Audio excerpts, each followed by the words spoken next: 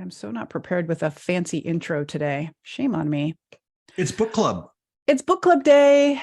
Welcome to The Belief Shift, the show that explores what you really need to know about building a successful small business.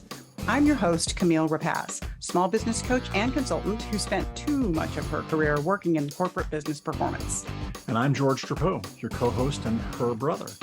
I'm a leader in the tech world, bringing my corporate perspective, but mostly my curiosity.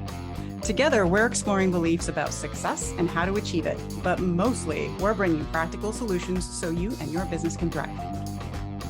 So as we're getting into summer, I'm going to do something a little bit different with the podcast for a few episodes. I think I'm going to call it Summer Shorts.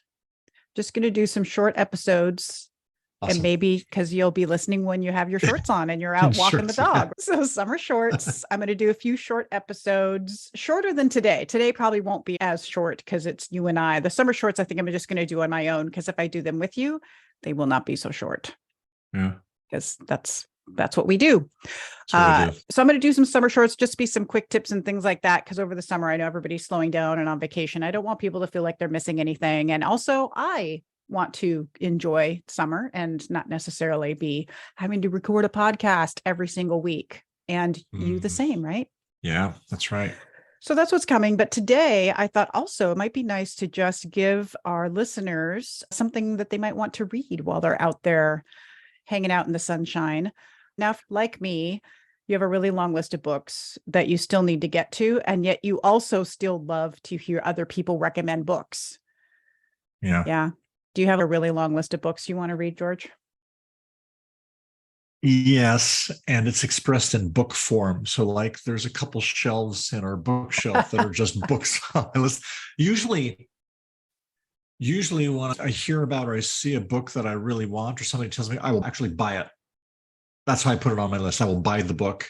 Nice. And half and half, yeah. If I'm chewing down my list, that's great. If I'm not chewing down my list, like lately, not so great. And I would say half of them are actually physical, tangible books, the other half on Kindle. How about you? How are you reading? Yeah. Do you do any audiobooks? Not recently. I loved doing it. Mostly when I'm spending my audio time is on podcasts. That's taken over audio book reading. Yeah, I do a lot of podcast listening too. I do love audiobooks, but I enjoy them more in fiction. I really enjoy listening to fiction on audio if it's really well done, well narrated. But I will get nonfiction on audio. But usually if I do that, if it's a good book, I end up having to get the physical book because I have to do the notes or the Post-its or the things. I like to have the physical thing. I see. And then I try to organize my bookshelf. So like, this is my bookshelf of books that are my go-tos, my favorite books. And then I have other books. Yeah, it's in the shelf behind me. Then I have other books, like the top shelf is like similar to you. I bought them and I want to read them, but I haven't read them yet. And then I have books down below that are like, they're okay. And then recently I went through and was like, these books are garbage. And I gave them away. Awesome. Yeah. So, but I do have my go-to books, and I thought maybe you and I could just talk about books that have been influential to us. So these don't have to be books about business. Could be business, leadership, life, whatever has just been a big influence on you. So you want to get into it? Want to talk about some books? Yeah, please. You go first. I can't wait to hear. Oh, you want me to go first? Oh, yes. You go first. Dang it. You're more interesting. This is not true. Okay. You are looking at my list of books. Yeah, I want to hear about this first one because I don't know it, but the title sounds amazing to me. You want to hear about the first one? Okay, so the first one is one that we have talked about a bit in one of our episodes. So the book is called Mindset, The New Psychology of Success, How We Can Learn to Fulfill Our Potential. And it's by Carol Dweck, PhD. And I love this book because this is the one that talks about fixed versus growth mindset. And we talked about this in a whole episode where we talk about this idea of what does it mean to be open to growth and learning mindset? Remember that? Yeah. Yes. And this book is what really sent me on this path of thinking differently in terms of how you not just have your own growth mindset, but then how you can bring that out in others. And that's a lot of what she talks about. And it's from the perspective of parenting, business, school, relationships. It's all in there. I think you would love this book. So you should definitely read it. It's both nerdy and inspiring. That's what I'll say. Huh. So I'm, Yeah, you know I'm how in. some books are just kind of all fluff and kind of get you jazzed up about Yeah. stuff, but you're like, but what's behind it? What's the substance Yes. of this? Yes. So I love this book because it has some substance, but also has a little, stories that kind of make you think differently and inspire you to think about doing some of what she talks about in there. That's really cool. Ah, it's cool. Okay, I'm in. I got to read about that. I mean, I feel like I usually personally have a growth mindset, but even if that's the case, I'm intrigued by hearing her talk about fixed versus growth and how it applies in different aspects of life. That sounds fascinating. It is. And it would be really interesting, I think, for you in particular to read it, because I do think of you as having more of a growth mindset. So I'd love if you read it and if ahas came out of it for you, either It's about like, things that you're doing that you didn't realize you were doing, and those, or things that you realize you could be yeah, doing. It'd be yeah, really yeah, interesting. yeah. Like, oh, that's what a real growth mindset is like. Oh, now I get it. That's Yeah. pretty fun. That's what I should do. Yeah. Okay. Yes. Okay. So My you should turn. log on to Amazon right now and just buy the book. Just put it in your cart. Okay. Yeah. All right. I Okay. might do it right after the show. I mean, Hey, audience, give me a minute while I do some typing. no multitasking. We're not fans of multitasking. No, we're not fans of multitasking. Yeah. My Okay. So turn. now you go. Okay. This one, I'm just going to say it is a management book just to get it out of the way, but I have mixed feelings about it. And it is called First Break All the Rules. Mm. So I like this book a lot because what it says about how to manage people. And up there on my pin board, I have the 12 questions that come out of that book. So these two Gartner management consultants, I forget. I'll look it up. There's these two management consultants, and they spend half the book talking about how great they are as management consultants, which I find annoying.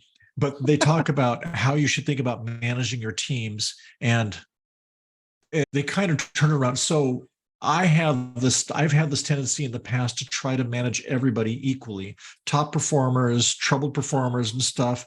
And they talk about like, you're not spending your time most effectively doing it that way. And they don't say dump your low performers. They don't say that, but they say what you can do to really accelerate your top performers. And there's other,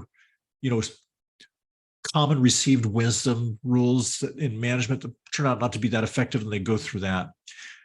So I don't necessarily agree with all the opinions of what they say, but it really shook up my brain thinking about how I manage teams, which I appreciated. And then the thing that I really liked from that book, the one thing that I got from it was they have these 12 questions that if you ask yourself, or your manager, as a manager, you can ask your directs. If you ask these 12 questions, they will give you a good, quick assessment of kind of where you are.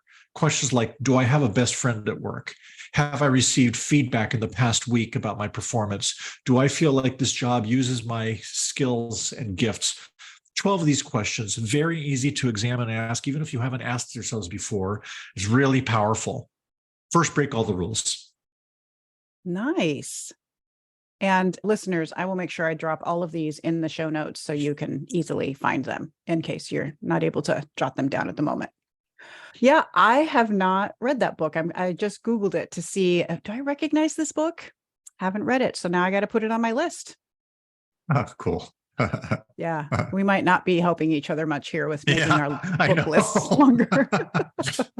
Oops. Gallup. That's where they're from, not Gartner. They're Gallup guys. Gallup. Okay, cool. All right. What book do you want me to talk about next? Anything? Does it matter? I don't know any of them. Okay.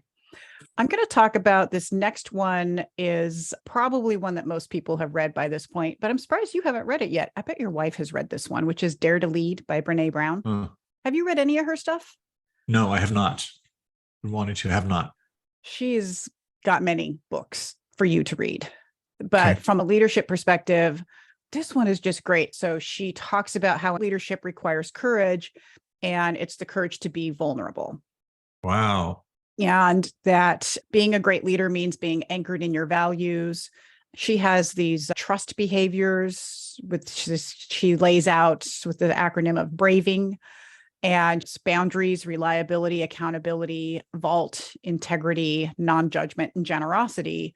When she goes into them in a really thoughtful way, it really does just tap into this idea that to be a good leader does require you to put yourself out there in a vulnerable way, as opposed to, she also talks about our tendency is to armor up, put armor on and shield ourselves from things, whether that's judgment or, whatever it might be, we're shielding ourselves from. She really goes into why we do this, how that's hurting our leadership and ultimately our companies, and how companies thrive better when leaders lean into this form of leadership. And she's got really a lovely way of talking about it and walking you through some examples. I think she's actually a really great writer. She's easy to read, but also very thoughtful. She's studied this stuff. She's a researcher. She's not just, if I wrote this book, it would just be, and my experiences have been, but she's really been studying these things for a long time. She taps into the ideas of being willing to fail and building resilience around that so that you are resilient in your failures.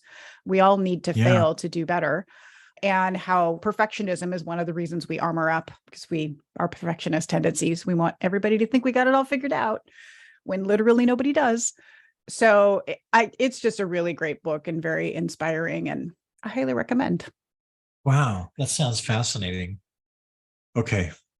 All right. Is this the Brene Brown book you would recommend people start with? Yeah, our audience, thinking about being a good leader, being able to use that, whether you're running a business or you're working as a leader in business. Absolutely. I think this is essential reading. Okay. That's really cool. I need to join the Brene Brown club. Clearly. You should probably. Yeah, you probably should. Right. She also, just by the by, big Rush fan. So there's that. Really? How do you know that? Because I've listened to her podcast and followed her stuff. She talks about actually, I can't remember if it's in this book or another book where she tells a story. She does the quote that we've talked about from Rush. She's quoted that anyhow. And we're talking about Rush, the rock band, everybody, in case you're not the quite Canadian tuned power into. trio, prog rock band. Best Tom ever. Sawyer, Red Barchetta, YYZ. There you go. All right, so that's my number 2. What about you? I'm going to go with The Wisdom of Crowds by James Surowiecki. So what I love about the book is the concept of collective intelligence that it presents. And I'll give an example from very early in the book. It might be the first example in the book. So you could summarize the book saying he describes how none of us is as smart as all of us. And I got that phrase from a podcast, Make Me Smarter. It came out of the NPR Marketplace show, folks, which I think is a great phrase. None of us is as smart as all of us. He talks about how if you can correctly harness a group of people and collective intelligence to a problem, you're going to do better at solving that problem than any single smartest person. And I'll get to where I think it falls down. So the example he gives is county fair. This actually happened. I don't know if this was 100 years ago, but it could have been yesterday, where you have a big jar and everybody can pay $1 and guess the weight of the cow in pounds. And so everybody enters their guess and somebody won, but then they took all the entries and averaged out the guess, and the average guess was the best guess. It was better than any single participant's guess. Wow. Then there's another, it's just fascinating. There's another example that I think makes it even more clear. Lost submarine. There was a lost submarine. They couldn't find the submarine. The people who do that stuff couldn't do that thing.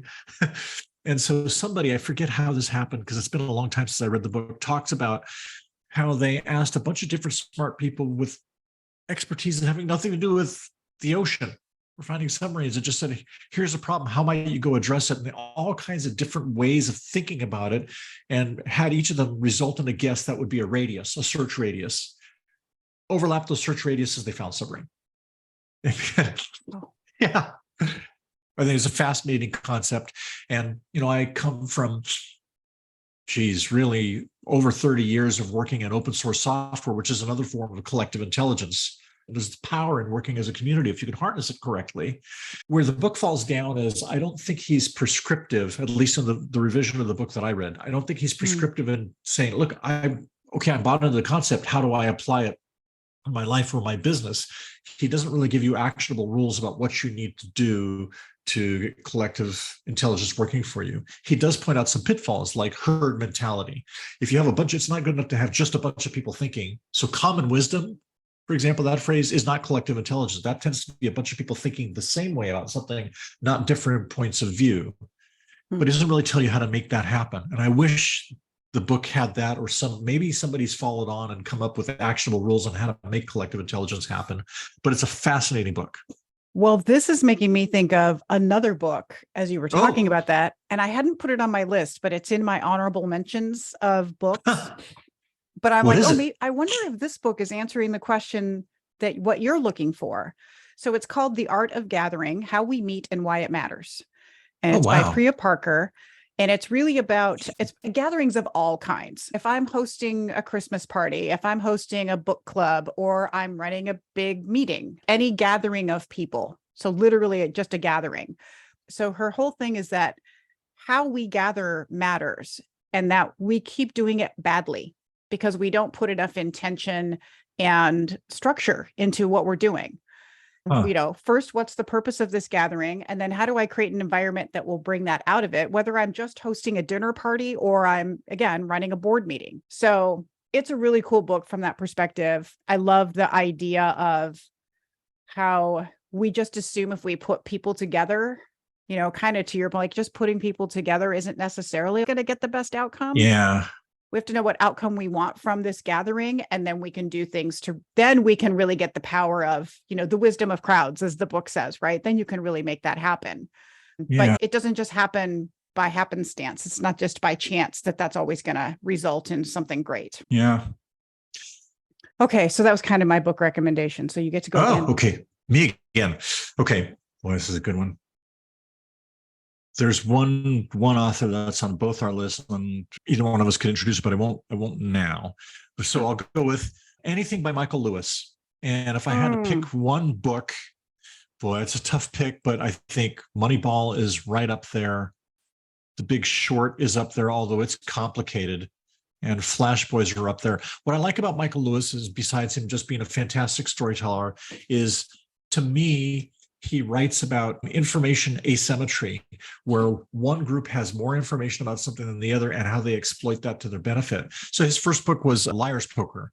When he was Salomon Brothers, maybe he was at one of the big investment firms back in the 80s. He had come out of London School of Economics, and he was wet behind the ears, and he just kept one of his trading desks, which was kind of built up the mortgage trade industry that decades later led to the 2008 crisis that he also wrote about in The Big Short.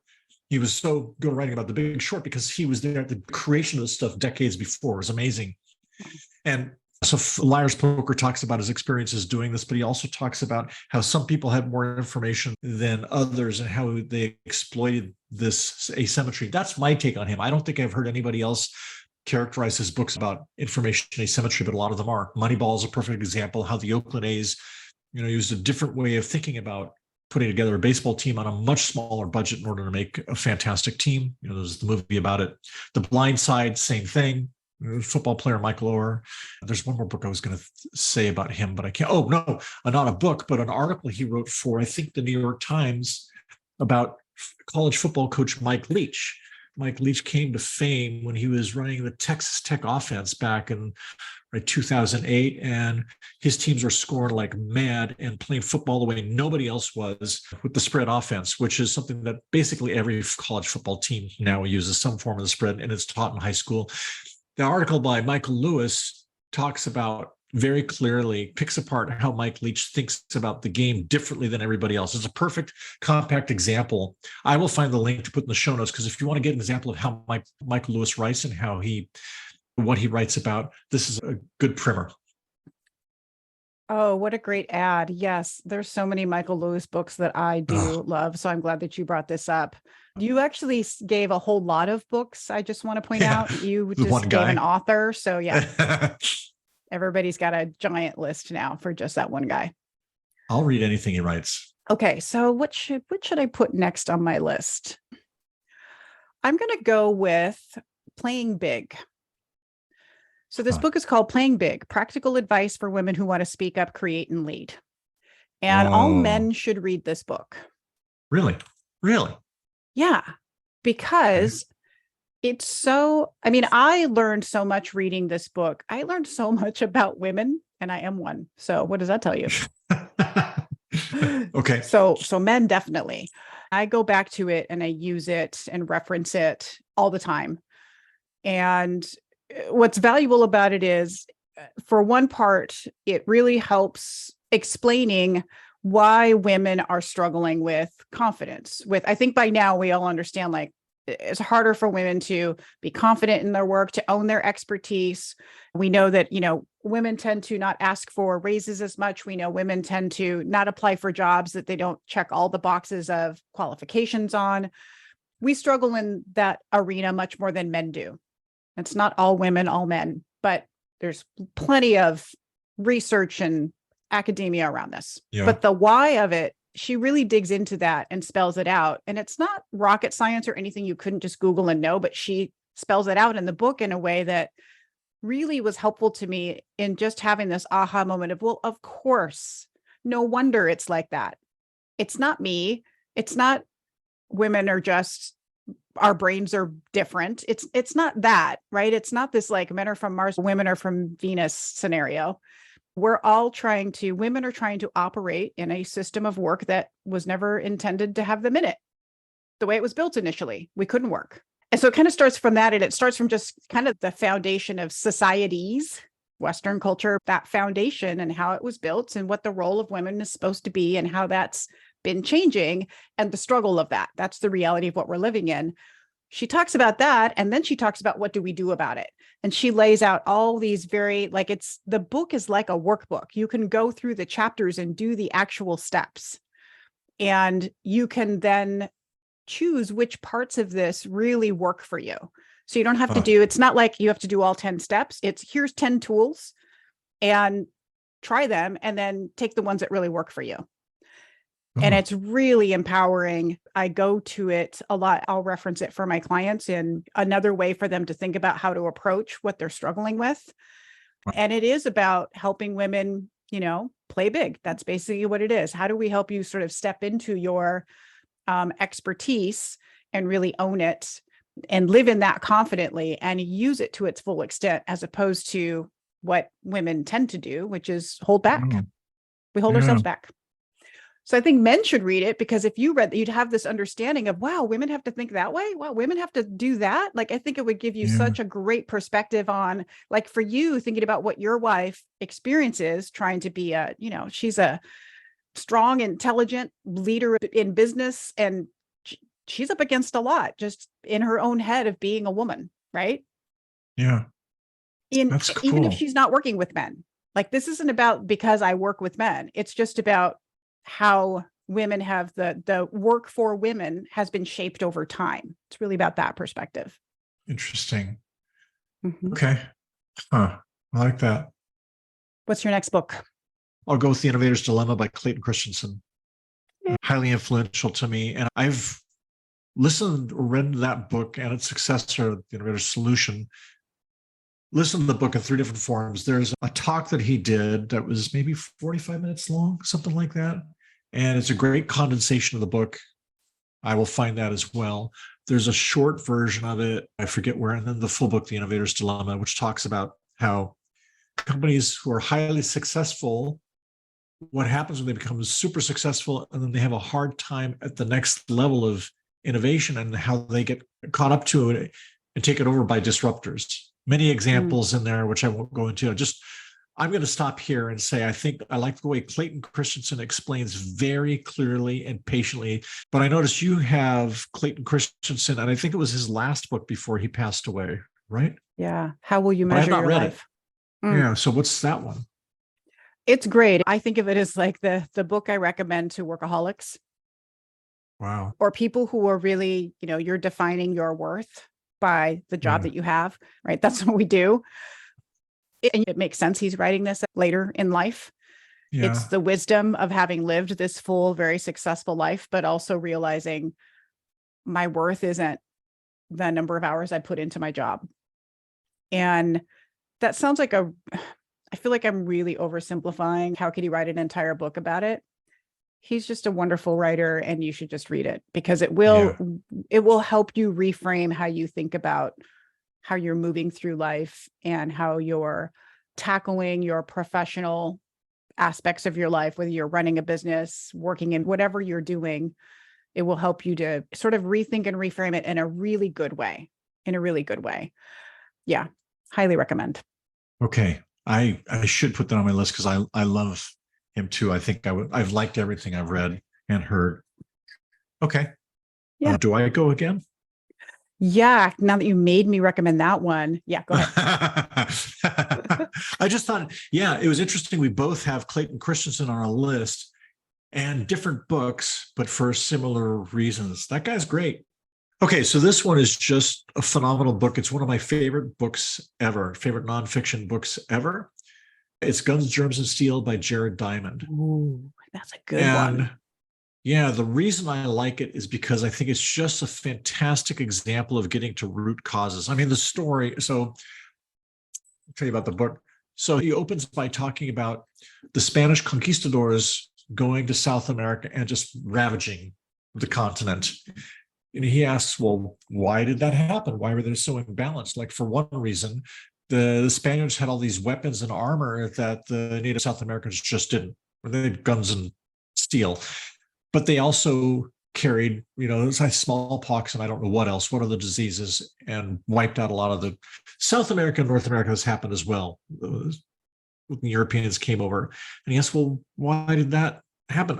Growing up, I've learned this history and I've never really asked myself, well, why didn't it go the other way as well? That's an obvious question when I hear him ask it, but like, why didn't diseases that the North and South Americans have kill off a bunch of the invaders? Because that didn't happen. Like, oh yeah, that's a great question. Yeah, now I want to know why. So he starts with, why did the conquest happen? It's because they had these weapons, they had this technology, and they had germs that killed off these people. Then he goes and asks, well, why did one side have them and not the other? So then he talks about where these germs, infectious diseases come from. Most of these things hop from animals to us. Well, they have animals in South America, but it's domesticated animals. When we live with domesticated animals, they live with us. Well, why did they have domesticated animals and not the other guys? So he talks about where domestication comes from. It's like, well, this is farming. Well, where did farming come from? And he keeps going and digging and digging and digging until he gets to this, keeps asking why. And you learn so much along the way, which just his exploration keeps going until he gets to what he thinks is a root cause. And I won't say what the root cause is, but if people ask, if you send questions on the podcast, then we will respond and tell you George's take on the root cause of the book Guns, Germs, and Steel. It's a fascinating way of looking at the world, but what stuck out to me was the exploration of root causes, taking a question and asking why. And you think, most of us, I think, stopped at that question, including myself. And I think of myself as a pretty good root cause guy, like, you got me. Keeps going and going. It's an amazing book. It's not an easy book to read, but it is very satisfying, in my opinion. I love that you brought up this book as such a great example of root cause, because we've talked about that too on the podcast, just the idea that we tend to not do that in business. We tend to, we're at work and we're just like, oh, that must be the reason. Okay, I'm going to go fix it. Yeah. But there's always another layer underneath that, because we're not taking the time to because we're moving too fast, right? Oh, so good. What you got? Should we do at least one more? How many more do you have on your list? I could stop here. I have one that's a non-book. It's a podcast recommendation. My main book recommendation. This is good for me. We'll do another book and then you can do a podcast too. Okay. I have plenty more books on my list that I'll put in the show notes. I want you to talk about all your books, man. We'll just be here for hours. I know. Let's see. I'm going to say, these are a close tie. Yeah, I do need to talk about two more books. So one of them is, and this is a book that is specifically written for business owners, but I actually think like all people in business would benefit from reading this book. And it's called The E-Myth by Michael Gerber. Oh. And it's basically, the tagline is why most small businesses don't work and what to do about it. Whoa. And the reason that I think this book is so great is most books about business, they always have some little, what do I want to say? Some little spin or some little their personal take. And what you really should do is this in your business. Yeah. This book is this is just how business works. So if you want to understand business as an entire system and how it all works together and what you would need to pay attention to if you were a small business owner starting, because you could easily then translate all of that to, then that's what that means in a big business on scale. So if you're working in one little piece of business and you want to have an understanding of the whole system, this book is great. And it's a very actionable book. So if you're a small business owner, Really? you absolutely have to read this book because it will tell Wow. you these are all the pieces of the system you need to build out and how you need to think about them.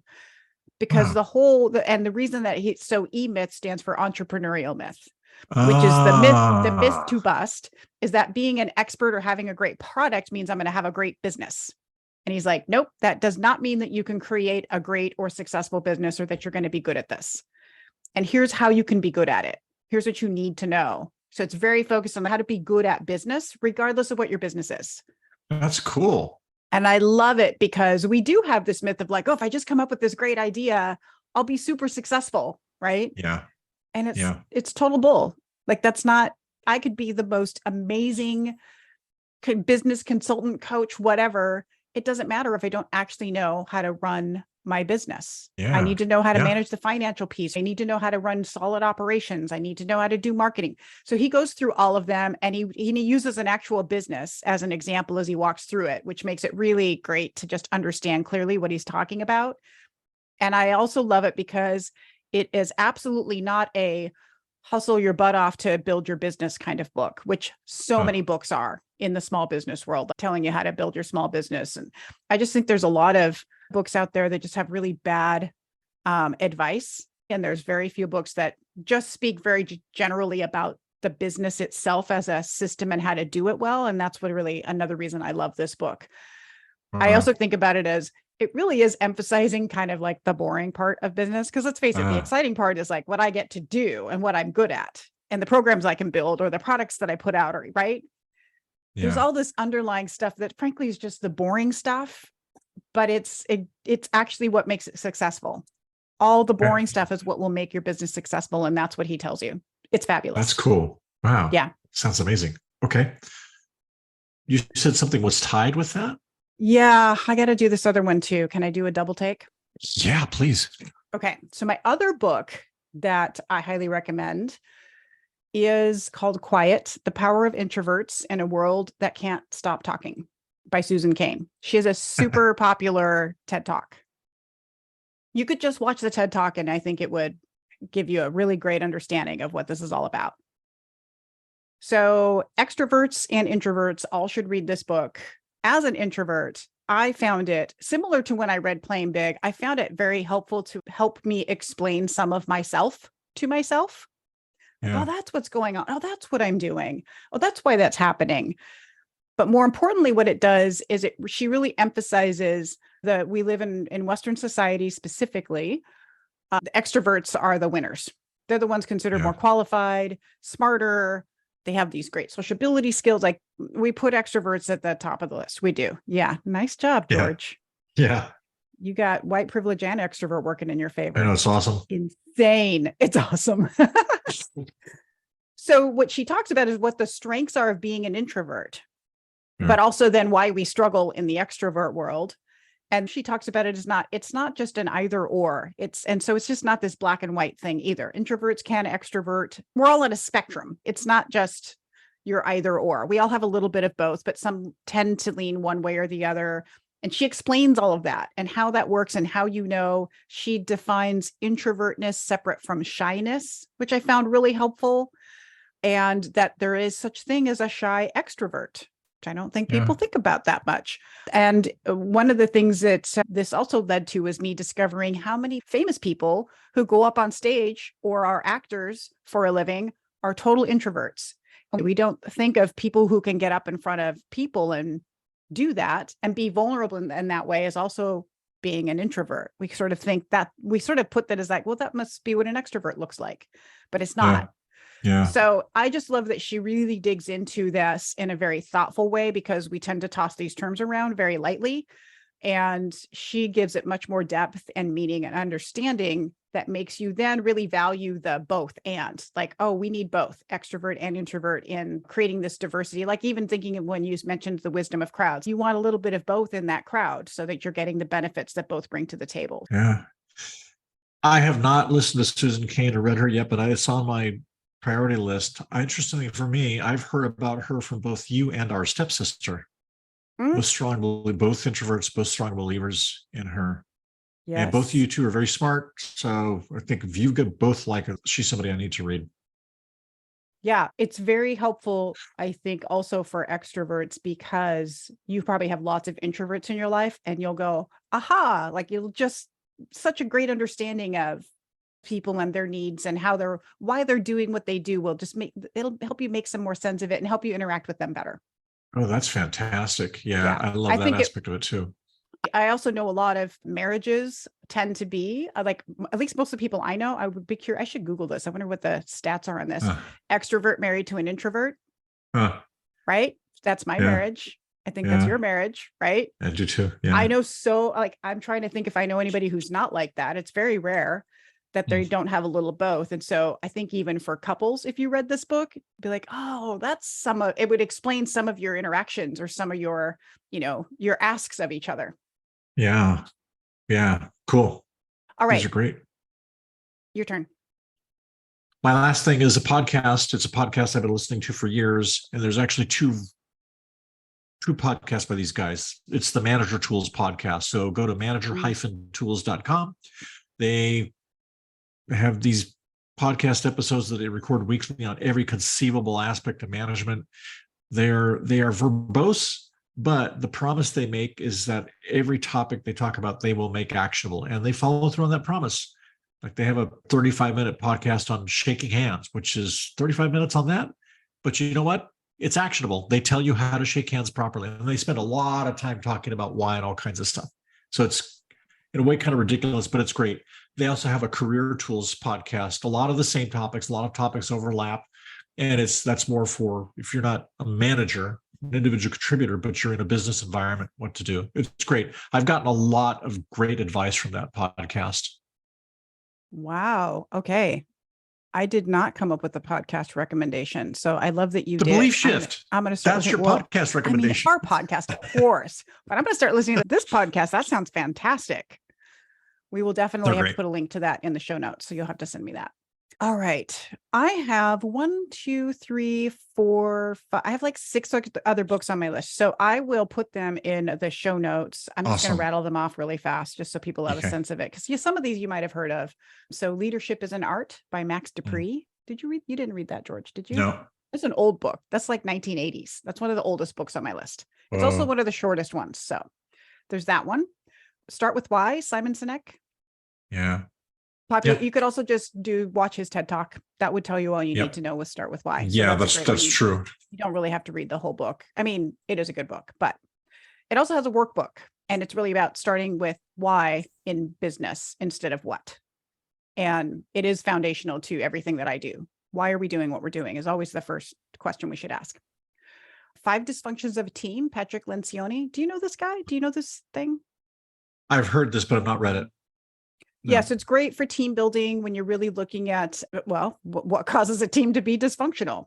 So he talks about trust, conflict, commitment, accountability, inattention to results. And he talks about what you do about that. And it's really great if you're looking for something very substantial and actionable for team building. Cool. Not team building like I trust falls, team building like actually raising performance. Yeah. Okay. Yeah. And then I kind of have a double by the same author. The main one is called Humble Inquiry, The Gentle Art of Asking Instead of Telling. Edgar Schein is the author. He also wrote Humble Leadership, Humble Consult. So he did other takes on how to put humility into these other parts of business, and just lovely. Actually, the second book he co-wrote with his son. So that's kind of fun. Oh, cool. But really great, just really about being more relationship based, more about investing in people, building relationships, all of that kind of focus, which is great. Wow. That's awesome. And then the last one I'll mention is, and I have some of this guy's books are on my list yet to read, which is author Adam Grant. And the one book I was going to mention is called Give and Take. Huh. I love that book. I like the way that Adam Grant thinks. And he has his latest book that I just can't believe I haven't read yet, because the title just sounds exactly like something I would want to read, is Think Again, The Power of Knowing What You Don't Know. Yeah. So that just cool. came out like a couple years ago. So that one's been on my list to read. And yeah, my list is way too long. These are fun. Next These year. are great. Yeah. So happy to see your list. Some of these I had no idea about, and no idea that you'd read them. This is really cool. Yeah, this was fun for me too. You definitely added books to my list, but also reiterated books that I was like, oh yeah, I did want to read that book. Shoot, I got to get back to it now. So very helpful. Yeah, it's All cool. right. There's your Okay. summer reading list, everybody. Grab a book, Yeah. whichever one sounds most intriguing to you, or maybe even most challenging. Like, I don't know, is that something I need to? Sometimes those are the best books we have to read, is just getting out Yeah. of our comfort zone on some books. Yeah, that's So true. if you have thoughts about books that maybe we should have had on our list that we didn't, that you love and want to recommend to us, you should leave us a voicemail at Oh, yeah. bookship.com, or we are definitely going to be showing up now on LinkedIn a lot more. So you can always message us on there. At least once a week, there will be a post out about the podcast, but I'll start sharing more out there as well. But you can always find us there and shoot us a message. So at Camille Rapaz or at George Drapeau, you'll see us hanging out on LinkedIn. Let us have it. Bring it. All right. Thanks for Right. the fun, George. Yeah, thank you. This is great. Thanks, everybody. We'll be back in your ears next week, probably with the Summer Shorts episode. So tune in for just a few minutes of fun. Wear your shorts. Listen to shorts.